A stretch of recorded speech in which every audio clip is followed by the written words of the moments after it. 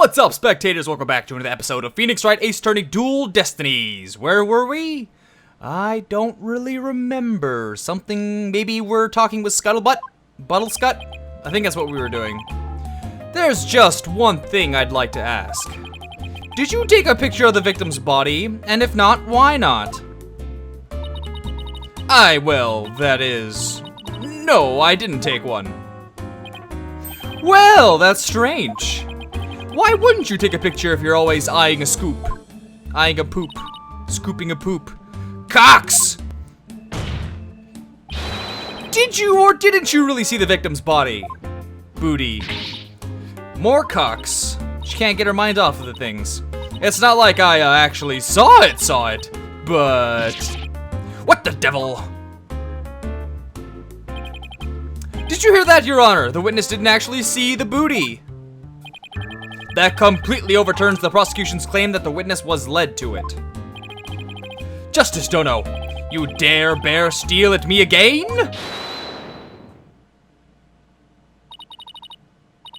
Nice try, Boy Wonder. But what? So what if I didn't see the body? The fact remains that Juniper led me there. Feast your eyes on this! What exactly am I looking at here?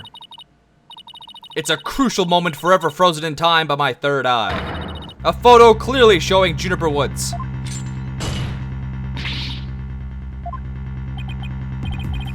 Why did you not tell me of this? Oh, look at the little swaying motion. It's a shocking scoop I was saving for just the right moment. And that would be now, right here in court. Surprise! What'd I do? All journalists keep their scoop secret until the right moment. She's pretty brave hiding it from Blackwell like that. Or pretty stupid. Well, this is an unexpected turn.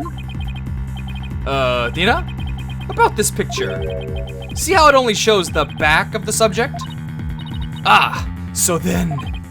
Right. Who knows whether this photo shows Juniper in the first place? Objection!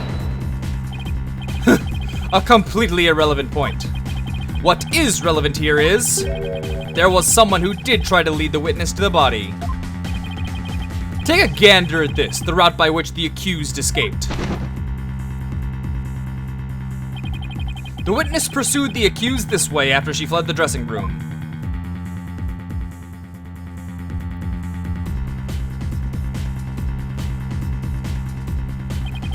The accused descended to the first floor and exited the quad. Then what? Cart and cretin? Then I tripped and fell. Caught my knee on my own box. She stayed under her box even while running after someone? Sounds difficult. Recall that the body was already there, for Hugh O'Connor had already seen it. She was trying to show someone the body because she wanted to stop the mock trial. But if the facts have changed, that's all the more reason to cross-examine the witness. The defense has a point there. Very well, you may proceed with your cross-examination.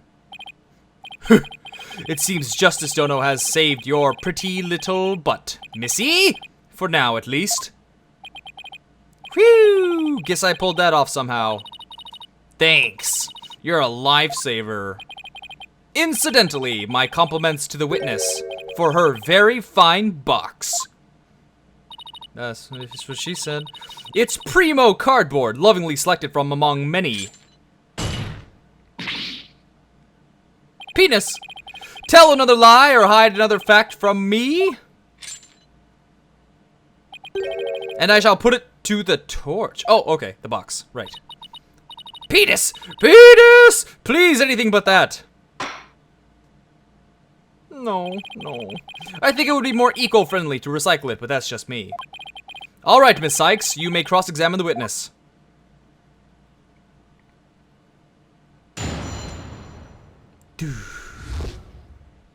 What Scuttlebutt saw. I snuck into Juniper's dressing room while everyone was in the lecture hall. Hold it! You said you snuck in, but why would you do something like that? Because if I got a big scoop on Juniper, club membership would go through the roof. Right now, the newspaper's club only has one member, me. the club's history once I'm gone. So, the Themis Herald's brand recognition is a matter of life and death.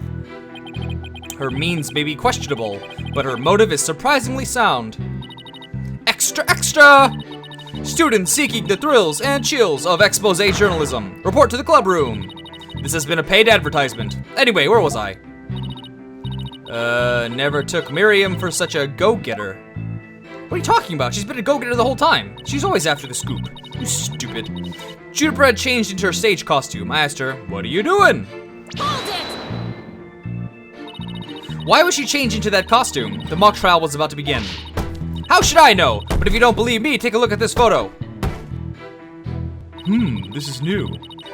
I captured this critical moment like the gonzo journalistic pro that I am. But this only shows the back of whoever was fleeing. Fun fact, gonzo journalism was founded by Dr. Oh my god, I don't remember his name. Oh god, what's his name? The crazy guy with the cigarette and the drugs. Damn! Don't remember his name. It's gonna bug me all day now. Ugh! But this only shows the back of whoever was fleeing. You expect me to shoot her face when she's running away from me? I guess you're right, but this doesn't seem to be getting me anywhere. At any rate, as this photo shows, Juniper was in her stage costume. But you can't prove that! How do I prove that you can't prove that?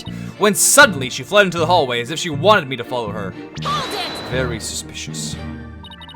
That doesn't mean you had to chase her. Call it a journalist's instinct. I see something fishy, I go after it. But you never did catch up to her, did you? A true undercover journalist gets up and dusts herself off when she stumbles. That reminds me, didn't you fall during the chase? When you tripped on your box? A true undercover journalist is always ready to stumble over a great story.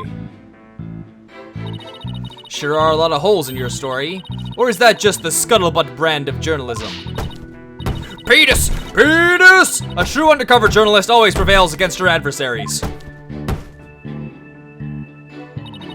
I followed her all the way to Professor Court's body. She led me right to it. Hold it! What would our client have to gain from leading you there? The accused had employed her self-penned script as a manual for murder. Ergo, she had to stop the mock trial before the script's details became public. And that accounts for her desperate attempt to lead our carton cretin here to the body. Objection! But as we all know, Miss Scuttlebutt didn't alert the authorities. And as a result, the mock trial began as scheduled. Objection! The issue here is not whether it was, in fact, halted. The fact remains that the accused was trying to lead the witness to the body. Does that not show clear intent to halt the mock trial?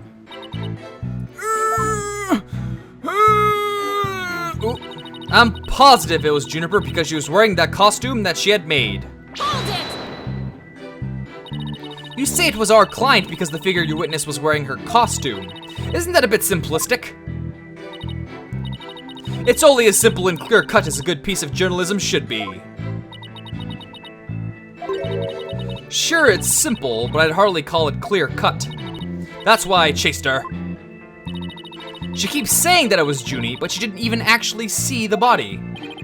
Yeah, but Blackwell's assertion takes that into account.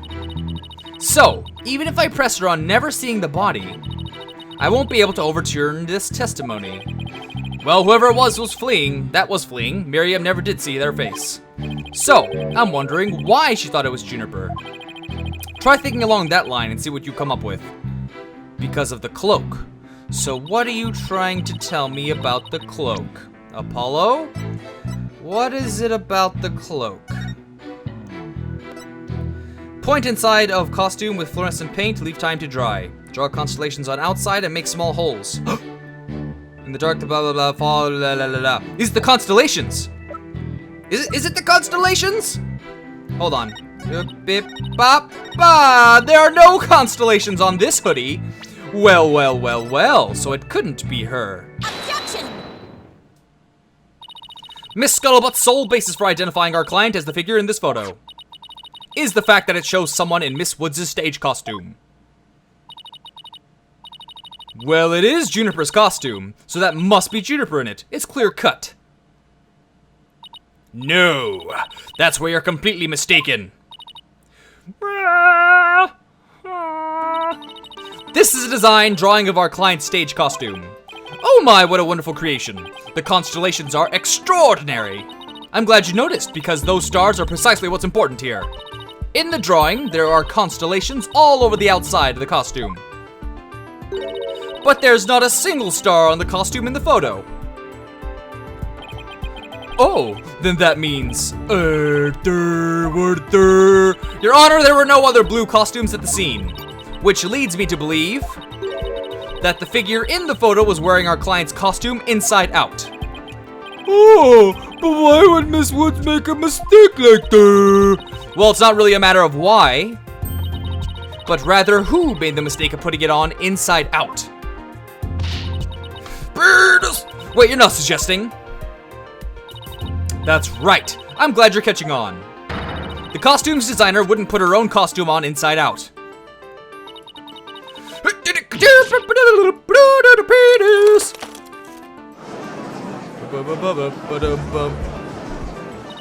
Sorry, Miss Buttlescut, but doesn't believing you had a poop when you really didn't make you a failure as a reporter?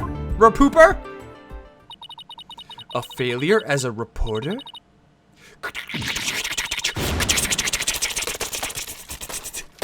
Whoa, laptop. Woo!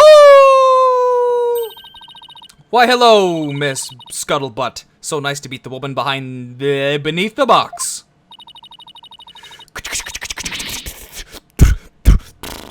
You didn't see nothing. Objection! Now I would have you stop right there, Sykes Dono. For it is the why of the matter upon which I would have this court focus. What do you mean? Miss Juniper Woods. Yes? What were you doing on the morning of the mock trial? I was in my dressing room, painting my costume in fluorescent paint. Fluorescent paint? My design drawing shows twinkling stars on the costume. I was going to make the costume shimmer like that by painting the inside fluorescent. Floor. What was that again? Flora? Did you call it thinky? Not fluoride, your holy dumbassness. As in glowing. The paint would have it make it glow in the... Yes, so you applied that to the inside of the costume. And then? I let it dry for a while because I heard it takes a long time. So I put the costume on my mannequin inside out. Inside out. So then... This is a photograph of the inside out costume taken in the dark. As you can see, there's a heavy layer of paint over the entire inside surface. If someone were to properly don this costume in this state, the wet paint would get all over their body. Why, yes, I believe it would. Indeed. Ergo, the costume was worn the way it was, not by anyone's mistake, but because this was the way it was on the mannequin, inside out. Glowing costume photo added to court record. Figures he would have a photo. Ugh, did we just fall into his trap? Yeah, I bet Blackwell had it all planned out. Still, I think you should give this photo a nice long look. Oh, please tell me you found something that doesn't add up. Check out the chest area where the pubes would be. It kinda looks like a handprint to me. Hey, you're right. But Junie would know better than to touch it while the paint was still wet. Objection! I believe the term to describe your thought process is wishful thinking. After all, if master painters make mistakes, why not rank an amateur such as the accused? Objection! So basically, you're saying, my claim requires evidence to back it up? Evidence? That shouldn't be a problem, right? After all, you've come this far. Just because I've come this far doesn't mean I've thought everything through, though. You mean you've just been bluffing? What did you expect me to do? I'm sick of losing to this guy. But you're right. There's only one thing left to do at this point. And that's to present some evidence. Pronto. A showdown, is it? I gladly accept. The fluorescent paint must have stuck to the hands of whoever touched the costume. And that paint should glow in dark places. So, I just need to carefully check every last piece of evidence. The piece of evidence shows who touched the costume. Okay, let's start looking at the details. I can't push A for the details. Interesting. Interesting. What am I looking for here? Oh, well, there's 4 pieces to this thing. Nope, no pictures. Oh! What? Look at that right there at the bottom. An unceremonious, right there, what the oh. It was Robin, you whore. A school newspaper. Interesting. Take a look at the photo where the lights are dimmed and the spotlight is on Miss Woods. Observe Mr. Newman's hand in that photo as he stands at the prosecutor's bench. As you can see, it's glowing just like Miss Woods' fluorescent paint. It is glowing. Quite brightly, I might add. But why would he put fluorescent paint on his hand for the mock trial, you may ask? The answer is he wouldn't. Not on purpose. It got there when he put the costume on. Oh? I mean, oh! That means... What again? It means the figure photographed in the costume was not our client, Juniper Woods. It was her classmate, Robin Newman. Rabooman. To think you were actually able to prove that. Well, you never know what's going to happen next. That's the thrill of the courtroom. So then. Does that mean that Robin is our man? Well, that's certainly how it looks. Very well. Robin Newman it is. He is here in the gallery, I trust. Show yourself. I challenge you to a duel.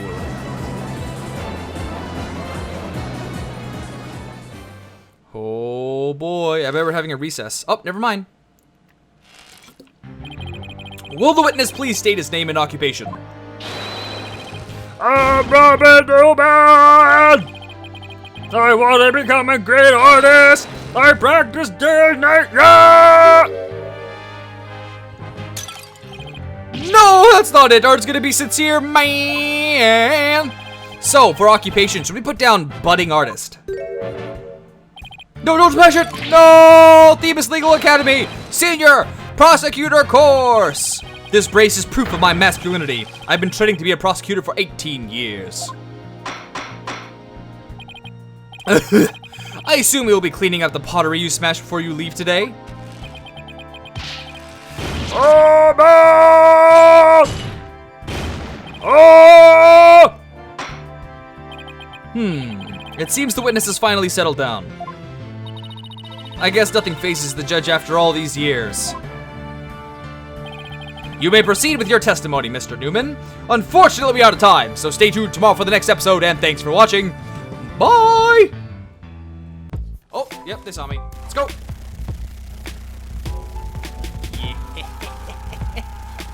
Okay, this is taking a lot of bullets. Oh, what a waste. What a waste. I do want to use my other gun. I'll get to that. For now, let's conserve some of my ammo. Missing? There we go. One. There we go. Oh, you